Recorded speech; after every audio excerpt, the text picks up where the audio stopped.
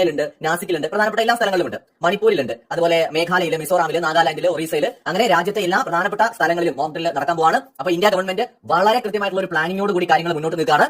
1971 ശേഷം ഇത്തരം ഒരു മോക്ക് ഡ്രില്ല് ഇപ്പോഴാണ് നടക്കുന്നത്. എന്ന് വെച്ചാൽ 1971 ശേഷം രാജ്യത്തൊട്ടാകെ നടക്കുന്ന ആദ്യത്തെ ഒരു മോക്ക് ഡ്രില്ലാണ്. പല പ്രത്യേക സ്ഥലങ്ങളിലും മോക്ക് ഡ്രില്ലുകളൊക്കെ നടക്കാറുണ്ട് പല കാരണങ്ങളുടെ പേരിൽ. പക്ഷേ ഇത് ആദ്യമായിട്ടാണ് 1971 ശേഷം നടക്കുന്നത്. നമുക്കറിയാം പഹൽഗാമിലെ ആക്രമണത്തിന്റെ പശ്ചാത്തലത്തിൽ വളരെ ഒരു ഗുരുതരമായ ഒരു സാഹചര്യം രൂപപ്പെട്ടിരിക്കുകയാണ്. മെയ് 7 തീയതിയാണ്. അതുകൊണ്ട് തന്നെ ഈ 259 ലൊക്കേഷൻസിൽ സുരക്ഷയുമായി ബന്ധപ്പെട്ടുള്ള ഡ്രിൽസ് നടക്കാൻ പോകുന്നത്. സോ ഇത് അവിടെ ഈ നടക്കുന്ന സ്ഥലങ്ങളിലുള്ള അതിലിപ്പോ വിദ്യാർത്ഥികളാകാം അല്ലെങ്കിൽ നോർമൽ സിവിലിയൻസ് ആവാം, അവർക്ക് അടിയന്തരമായ ഒരു സാഹചര്യം ഉണ്ടായി കഴിഞ്ഞാൽ എങ്ങനെയാണ് അതിനെ അതിജീവിക്കേണ്ടതെന്ന് ഉൾപ്പെടെയുള്ള കാര്യങ്ങൾ നമുക്കറിയാലോ. ആക്രമണങ്ങൾ ഉണ്ടാവാം, ചിലപ്പോൾ ബോംബ് ആക്രമണങ്ങൾ, മിസൈൽ ആക്രമണങ്ങൾ, റോക്കറ്റ് ആക്രമണങ്ങൾ, മറ്റ് പ്രതിസന്ധികൾ ഉണ്ടാവാം. ഒരു പക്ഷേ ഇപ്പോൾ നമ്മൾ തിരിച്ചടി കൊടുക്കുന്ന സമയത്ത് അതൊരു ഫുൾ സ്കെയിൽ യുദ്ധത്തിലേക്ക് പോകണമെന്നുണ്ടെങ്കിൽ പിന്നീട് ഉണ്ടാകുന്ന കാര്യങ്ങൾ എന്ന് പറയുന്നത് പലതും അൺപ്രഡിക്റ്റബിൾ ആയിരിക്കാം. അപ്പൊ അത്തരം സന്ദർഭങ്ങളിൽ ബേസിക് ആയിട്ട് നമുക്ക് കുറേയേറെ കാര്യങ്ങൾ അറിഞ്ഞിരിക്കേണ്ടതായിട്ടുണ്ട്. അത്തരം കാര്യങ്ങളൊക്കെ ഇത്തരം മോക്ക് ഡ്രിൽസിലൂടെ, സെക്യൂരിറ്റി ഡ്രിൽസിലൂടെ ഒക്കെ നമുക്ക് മനസ്സിലാക്കി തരാനും ഒക്കെ വേണ്ടിയിട്ടുള്ള ഒരു സംവിധാനമാണിത്. അപ്പോൾ കാര്യങ്ങൾ നമുക്ക് ഇതിൽ നിന്ന് മനസ്സിലാക്കാൻ സാധിക്കും. വളരെ സീരിയസ് ആയിട്ടുള്ള ഒരു സാഹചര്യത്തിലേക്ക് നമ്മൾ പോവാണ്. Government of India, ministry of home affairs ആണ് ഇപ്പോൾ ഈ ഒരു 259 ലൊക്കേഷൻസിന്റെ പട്ടിക പുറത്തുവിട്ടിരിക്കുന്നത്.